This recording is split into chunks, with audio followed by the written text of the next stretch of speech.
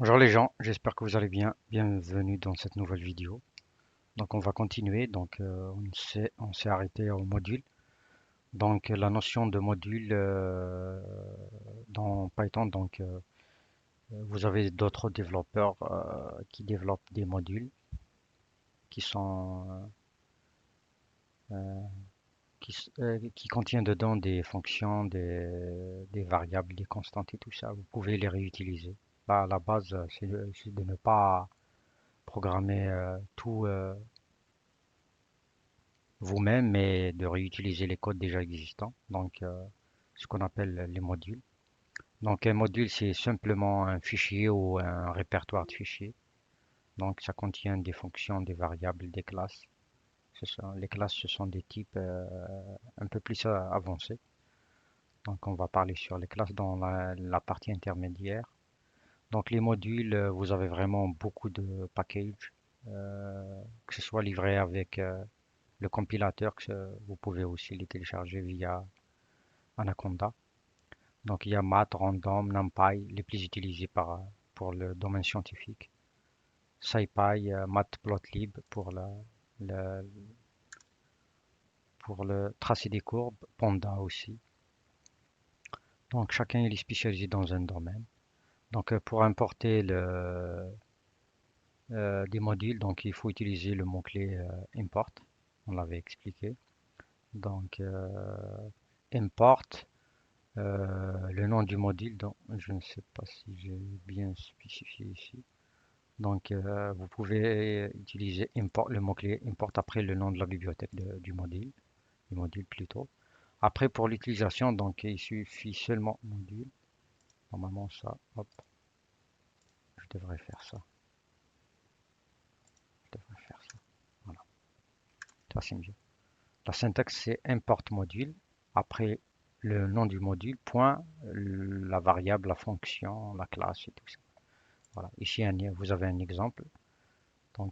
Si j'ai dit ici d'importer le module math, ici j'imprime la valeur de pi.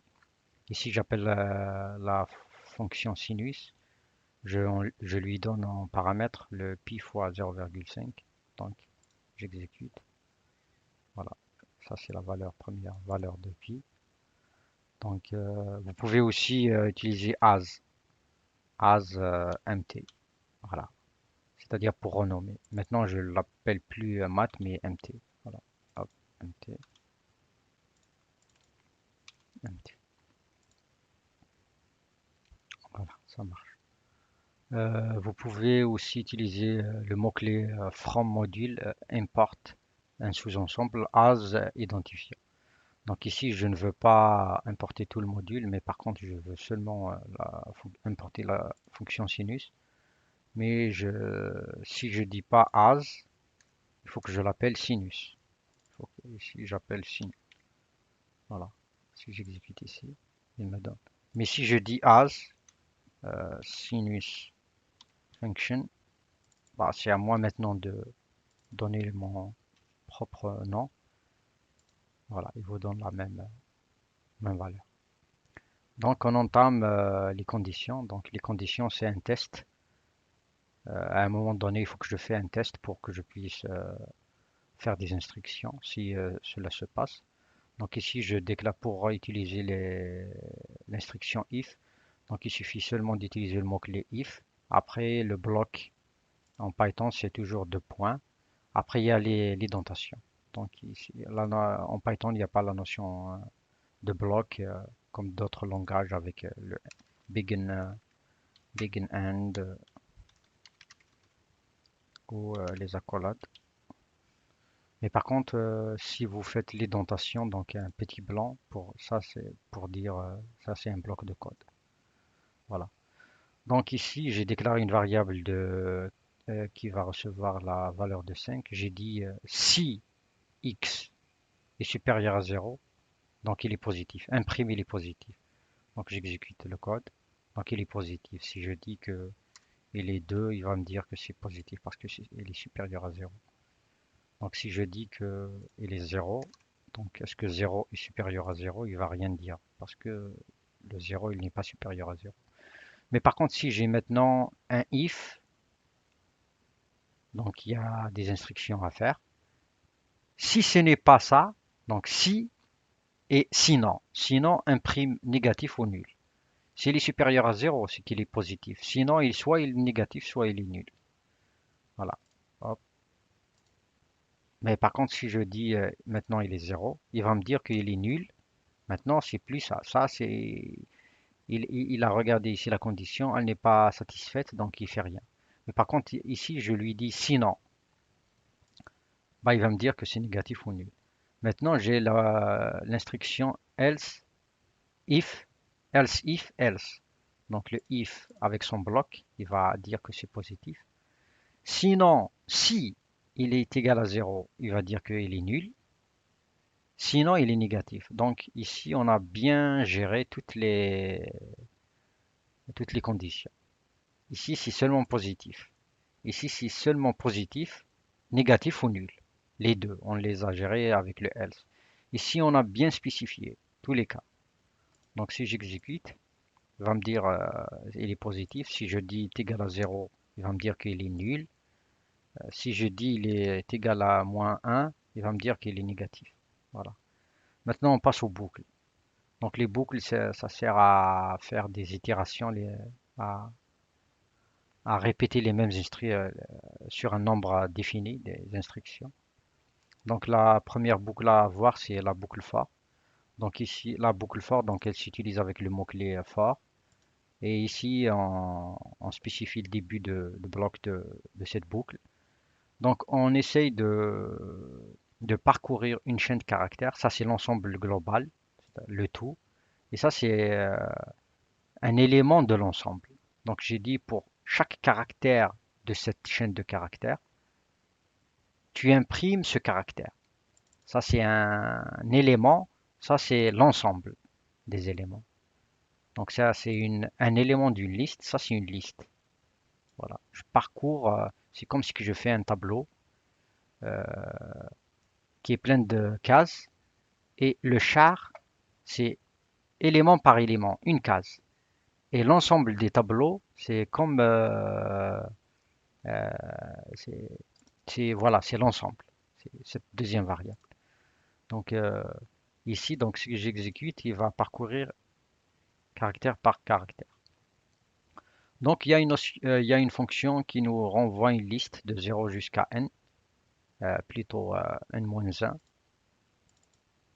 Voilà, n-1, parce que la notion de position dans les listes en Python, ça commence par 0. Donc ici, je dis pour chaque élément de la liste que tu vas gérer avec la fonction range de 0 jusqu'à 9, eh ben, tu imprimes cet élément. Bah, c'est 0, 1, 2, 3 jusqu'à 9. Voilà. Maintenant, je parcours avec range aussi pour chaque élément de la liste généré par range. Mais par contre, ici, je spécifie deux paramètres. Je veux commencer par 1. Ici, il a commencé par 0. Je dis, je veux pas commencer par 1 jusqu'à nombre de particules plus 1 pour que je puisse rattraper le dernier. Bah, il va me générer jusqu'à 1000, de 1 jusqu'à 1000. Ici, je déclare une liste d'entiers, donc à l'aide des crochets. Donc, je dis pour chaque élément de la liste, tu imprimes l'élément. Tu me dis la valeur, tu m'imprimes la valeur. Ici, j'ai déclaré une autre liste qui contient des chaînes de caractères. Donc, ce sont des fruits. Donc, les listes vont mieux utiliser des S à la fin pour dire que c'est une liste. Et sans S, c'est un élément d'une liste. Donc, je dis pour chaque élément de cette liste, imprime-le. Donc, il va imprimer seulement pomme, orange, banane, fraise. Voilà. Donc, je déclare la même avec d'autres éléments, beaucoup plus d'éléments. Mais par contre, cette fois-ci, je parcours ma liste à l'aide de enumerate. Enumerate, donc c'est une fonction, elle prend valeur une liste, et elle renvoie non seulement la valeur de l'élément, mais par contre aussi sa position. C'est pour cela que j'ai ici déclaré ici à chaque fois c'est l'élément, c'est seulement élément pour chaque élément. Si je dis pour chaque élément, bien sûr, mais en avant l'index, son index, parce que enumerate, elle me renvoie la valeur et l'index. Comme ça, j'aurai à imprimer l'index et la valeur d'une liste. C'est vraiment, si vous voulez récupérer la position et l'élément, vous utilisez la fonction enumerate. Donc la boucle while, c'est comme la boucle for, mais par contre, la boucle for, elle est programmée pour qu'elle puisse faire elle-même l'incrémentation, donc passer d'une position à une autre dans le tableau, dans la liste. Mais pour while, c'est à vous de gérer l'incrément, le pas d'incrément. Et si je dis while, le mot-clé while, pour dire que je veux faire des itérations, une boucle, après c'est une condition. Vous voyez ici sur le for, il n'y a pas de condition. Parce que c'est pour chaque élément, donc c'est lui qui va faire tout le nécessaire.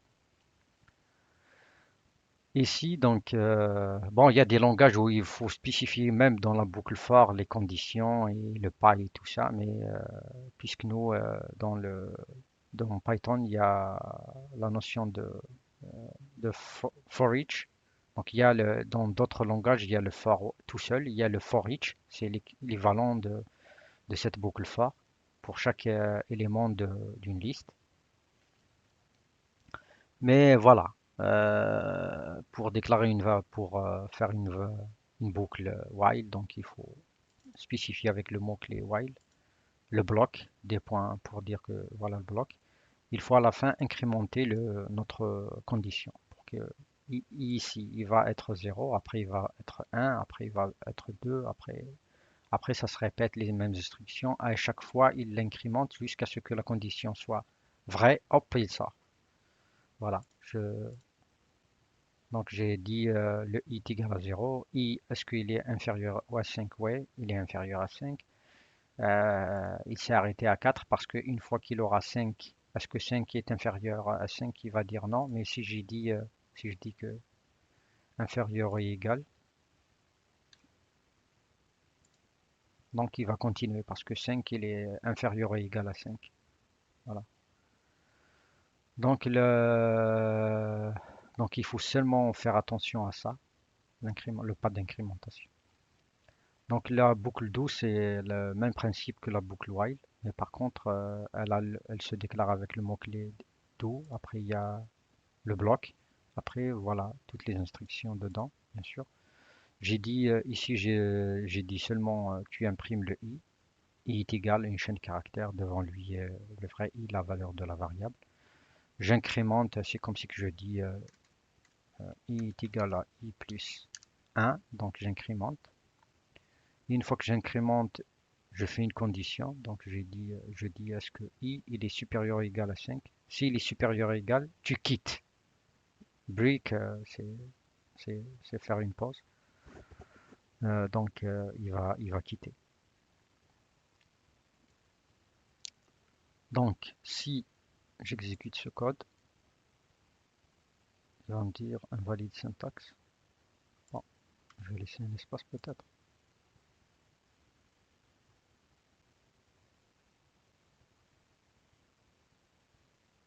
Aïe aïe aïe. Il me dit invalide syntaxe. Ah, je vais... Pourquoi c'est invalide?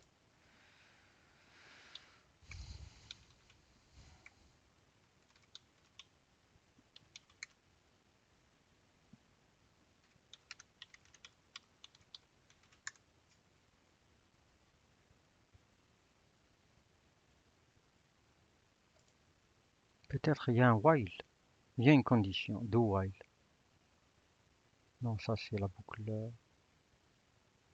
while.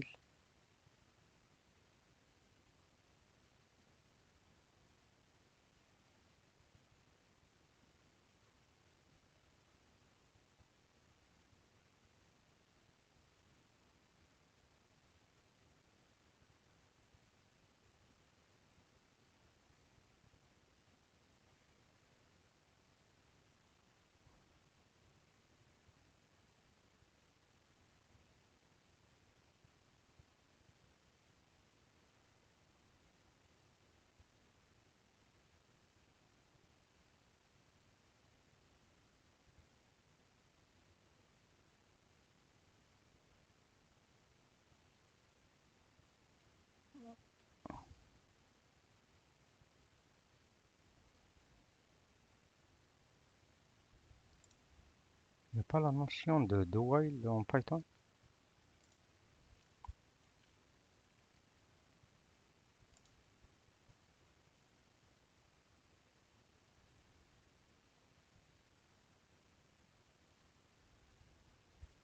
Ah, je pense, ouais, je pense qu'il n'y a pas une boucle.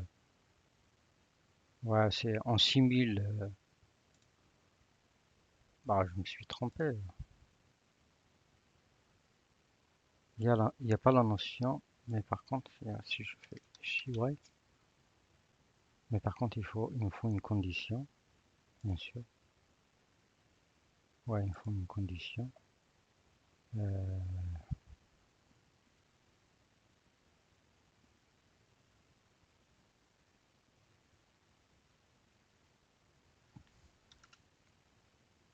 il va me dire que fin de boucle. Non. Moi, il faut une condition, je dis supérieure à 5.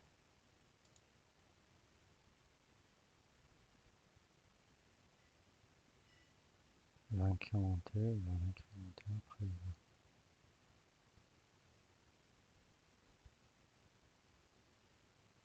Non, je vais dire ici, est égal.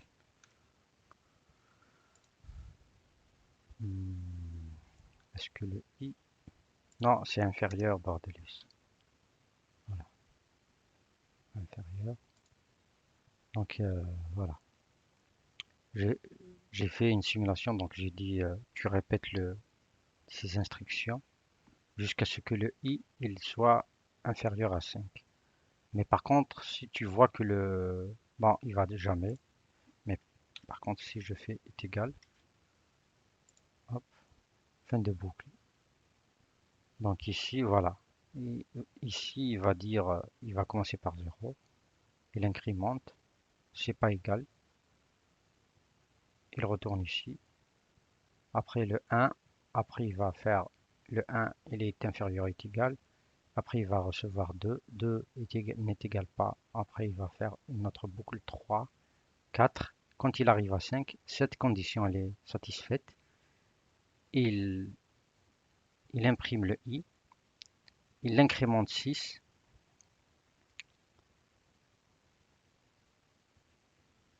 Quand il va... Mais par contre, pour le 4, quand il va être 4 ici, 4. Est-ce que 4? Ouais, il va l'imprimer 4. Après, est-ce que si 5 est égal à 5? Ouais, il va quitter.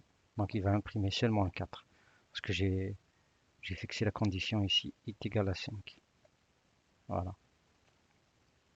Donc, c'est seulement, bon, je ne sais pas, parce que le do while, la différence entre while et do while dans d'autres langages, c'est que le while, il peut être ne pas exécuté.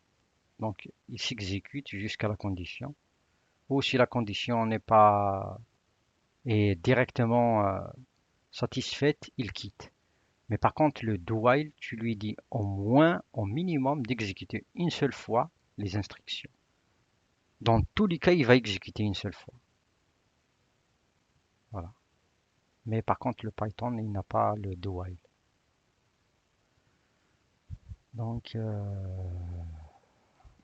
ici, j'ai déclaré une. Vous explorez vous-même la fonction. Donc, si vous avez des questions, vous pouvez me. euh, donc, c'est une fonction qui renvoie seulement si le nombre est premier ou non. Après, dans le prochain cours, on continue avec les collections.